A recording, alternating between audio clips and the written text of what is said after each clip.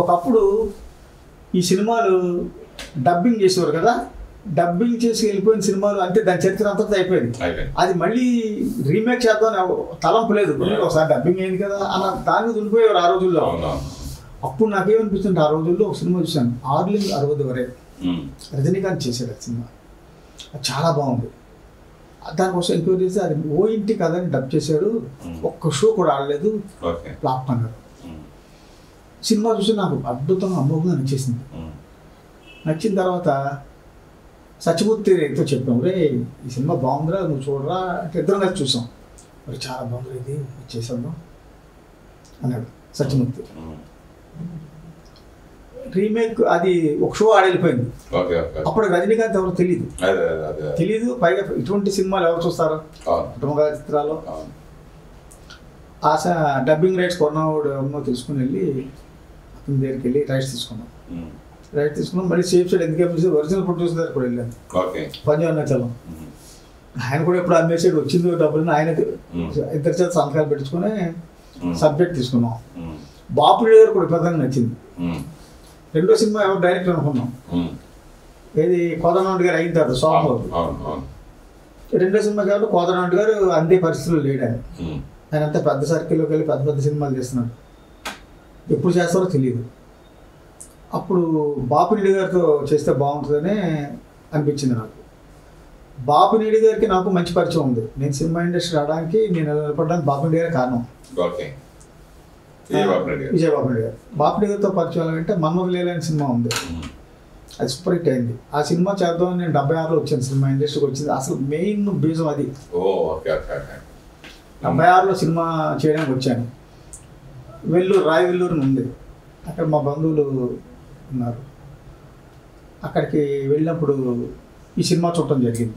వెంటనే వచ్చేసాను. నేను వెంటనే వచ్చి ఈ సినిమాలో డబ్బింగ్ చేయాలి, డబ్బింగ్ చేస్తే చాలా బాగుంటుంది. మరి చేతులు తడి లేదు, ఎవరినైనా చూసుకోవాలి సహాయం చేయడానికి, పార్ట్నర్స్ ఎవరు అన్న దాని మీద చెప్తుంటే లక్కీగా ఒక ఇద్దరు పార్ట్నర్స్ చేస్తున్నారు. ఇద్దరు వచ్చారు ముందుకి, ముగ్గురం కలిసి చూసి చేసాం. బాలచంద్ర గారి దగ్గరికి వెళ్ళాం. బాలచంద్ర గారు ఏదో రేట్ చెప్పారు, ఒక 5,000 కక్కుతు పడ్డాం. పల్లెటూరు నుంచి వచ్చాం కదా, ఆయన చెప్పింది ఏమవుతుందో 5,000 తగ్గిస్తాడులే, రేపు వెళ్దాం 2 రోజులు ఆగి వెళ్దాం అని చెప్పేసి 5,000 దగ్గర ఆగిపోయాం. ఆ మరుసటి అనుకోకుండా విజయబాబు గారు వెళ్ళి ఆ సినిమా కొనేసారు. మేము వెళ్తే మన్మథలీల. సరే వెంటనే విజయబాబు గారిని పట్టుకోవాలని చెప్పేసి, విజయబాబు గారిని ఎలా పట్టుకోవాలి కొత్త కదా మాకు కూడా చెప్తే, భోగిన్ రామారావు అని ఒక ఆర్టిస్ట్ ఉండేవారు. ఆయన ఇందులో ఒక భాగస్వామికి చుట్టాం. ఆయన పట్టుకొని విజయబాబు గారి దగ్గరికి వెళ్ళాం. తిరిగి కూర్చొని, అబ్బాయిలు ఏంటి సినిమా చేస్తారు మీరు? నేను కొన్నాను కానీ అయ్యా వద్దనుకున్నాను ఈ సినిమా. నేను ఈ సినిమా సగం, పుట్టన్న గారు మునితే సగం, ఈ రెండు కలిపి సినిమా చేద్దాం అనుకున్నాను. ఆ సినిమా కూడా మీరు చూడండి అని ఆ సినిమా చూపించారు. ఈ రెండు కలిపి చేస్తాను ఎలా ఉంటుంది అన్నారు. చాలా చండాలంగా ఉంటుందండి నన్ను. నేనే వీళ్ళెవరో చాలా చండాలంగా ఉంటుందండి, అది ఇది కలిపి బాగోదండి అని స్పోర్ట్కి తీసుకున్నాడు. అయితే మన్మథలీల మీరు తీసుకుంటారా, మీరు చేస్తారా, ఇది ఆడద్దాను, బాగా ఆడద్దండి అంటే సరే ఒక పని చేస్తాను, మీరంతా కుర్రోళ్ళు సరదా పడుతున్నారు, ఈ సినిమా నేనే చేస్తాను, సరే మీరు చేయండి. డైరెక్షన్ కాదు, డబ్బింగ్ చేయండి అని చెప్పారు. సరే చేస్తాను, డబ్బింగ్ స్టార్ట్ చేసేదాన్ని మా ప్రోత్సాహంతో. అప్పుడు నేను మా పార్ట్నర్స్ వెళ్ళిపోయారు, నేను ఇక్కడ ఉండిపోయి కొంచెం ప్రొడక్షన్స్ చూసుకునేవాడిని. ప్రొడక్షనే కాదు, ఆయన డబ్బింగ్ చేసే విధానం నేర్చుకోవాలి తాపత్రయం కదా మనకి. డబ్బింగ్ చెప్పడం, రికార్డింగ్లు అవి ఇవి అయితే ఆయన కూడా ఏమని పెడతాడు. మాకు 2 జిల్లాలు కొనుక్కుంటున్నాం మాట ఇచ్చాడు. మాట ఇస్తే మీకు అలాగే ఇచ్చాడు ఆయన, మాట ఇచ్చి అలాగే నిలబెట్టాడు మమ్మల్ని. మాట ప్రకారం నిలబడి ఆయన సినిమా ఇచ్చాడు.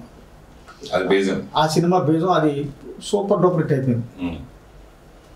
సూపర్ డూపర్ హిట్ అయిపోయి చాలా బాగా వచ్చింది మాకు.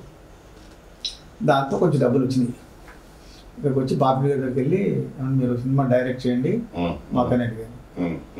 బాపినేడి గారు నవ్వి అన్నాడు, ఏమండి నా సినిమాలో బయట వాళ్ళు చేస్తున్నారు, ఒక సినిమా దాసనారాయణ గారు చేస్తున్నారు, ఒక సినిమా ఇంకో డైరెక్టర్ చేస్తున్నాడు, ఇలా చాలామంది చేస్తున్నారు, నా సినిమా బయట చేస్తాను, ఈ సినిమా నేను డైరెక్ట్ చేశాను అనుకోండి, ఎవరో కుర్రోళ్ళు దొరికారట పార్టీలో ఒప్పేసుకుని డైరెక్షన్ ఒప్పేసుకోండి అంటారు, బయట చనిపోయారు వస్తారు నాకు.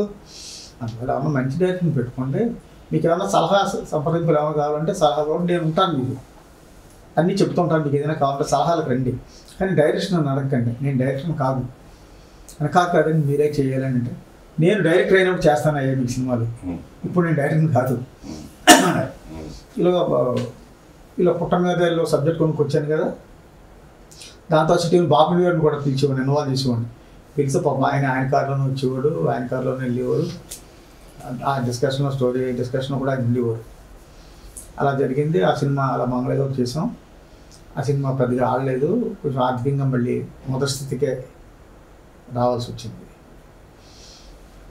ఆ తర్వాత శోభనగర్తో చేయటం దశ తిరిగింది అన్నట్టు, తంటే బూట్ల పుట్లో పడ్డాం అన్నట్టుగా జరిగింది. ఆ సక్సెస్ని బేస్ చేసుకుని బాబు గారి దగ్గరికి వెళ్ళాం. పూర్వం నా సంబంధం గుడ్ రిలేషన్, తర్వాత నేను డైరెక్టర్ అయినప్పుడు మాత్రం మీకు చేస్తానని చెప్పడం అన్ని వర్కౌట్ అయింది. దాని ముందు hero cinema super hit, Chiranjeevi గారితో తీసాడు బాబు గారి సినిమా, హీరో సూపర్ హిట్. ఆ తర్వాత మందే మహారాజు కథ కూడా నచ్చింది ఆయనకు కూడా శివజీ, ఆయన కూడా మైండ్లో ఈ కథ ఉందట. అది అందులో ఈ కుర్రోళ్ళ మీద నమ్మకం కదా, మేము కుర్రోళ్ళం కదా నమ్మకం, మన్మదిల్లానికి నమ్మకం కూడా దీంట్లో విషయం ఉంది. మహారాజ్ తీసాం 200 వేసాడండి సినిమా. అట్లా మహారాజ్ తీసాం. ఆ రోజుల్లో నన్ను చాలా మంది ఎటకారం చేశారు. ఒకసారి డబ్బింగ్ అయిన సినిమా కొద్ది పోటుగాళ్ళు ఏమో సినిమా హిట్ అయిపోతుంది, వచ్చేసి డబ్బింగ్ అయిన సినిమాని వీళ్ళు తీస్తున్నారు వచ్చేది. ఒక డబ్బింగ్ సినిమా రీమేక్ నాతోనే స్టార్ట్ అయింది, అది ఖచ్చితంగా నేను చెప్తాను. నాతోటే మొదలైంది సినిమా చరిత్రలో, నేనే ప్రారంభించాను. నా తర్వాత చాలా మంది చేశారు. మోహన్ బాబు గారు ఏదో పోలీస్ అని ఏదో సినిమా చేశారు, మొగుడు రౌడీ మొగుడు ఏదో సినిమా చేశారు, అది రీమేకే, అది కూడా నేను చేద్దాం అనుకుందే. తర్వాత చంటి వెంకటేష్ వాళ్ళు చేశారు చంటి. ఆ తర్వాత చాలా వచ్చినాయి, నేను తీసిన నెయ్యే కాముగురు బయట పడలేదు. నేను తీసిన మరదల పిల్ల కూడా అదే, ఒకసారి డబ్బింగ్ వేసి సినిమా ఫ్లాప్ అయిన సినిమా కొనుక్కొని మళ్ళీ నేను తీసి సక్సెస్ చేశాను దాంట్లో. అట్లా ఈ నాంది నేనే పలికాను సినిమా ఇండస్ట్రీలో. తర్వాత ఇంకో ముఖ్యమైన విషయం అంటే ట్రాక్లు వాడి చేసింది కూడా నేనే, ఇండస్ట్రీలో ప్రారంభించింది నేనే. అంత ముందాక ఎవరు ట్రాక్లు వాడలేదు. నేను కన్నడ సినిమా కొన్నాను కదా, ఆ కన్నడ సినిమాలో ఉన్న పాటలన్నీ చాలా బాగున్నాయి, అయ్యే ట్రాక్స్ తెచ్చి స్టేట్ సినిమా చేసి ట్రాక్స్ వాడింది. ఆ రోజుల్లో ఒక పెద్ద ప్రొడ్యూసర్ అడిగాడు, ఏంటి తీసేది అది ట్రాక్స్ మీదే కదా మీరు చేస్తుంది, ట్రాక్స్ మీద చేసేది ఏమి పెద్ద గొప్ప దాంట్లో అన్నారు. అదే ప్రొడ్యూసరు నెక్స్ట్ నా తర్వాత ఆయనే వాడే ట్రాక్లు. అలా ట్రాక్స్ వాడింది కూడా నాతోనే ప్రారంభమైంది. Very good.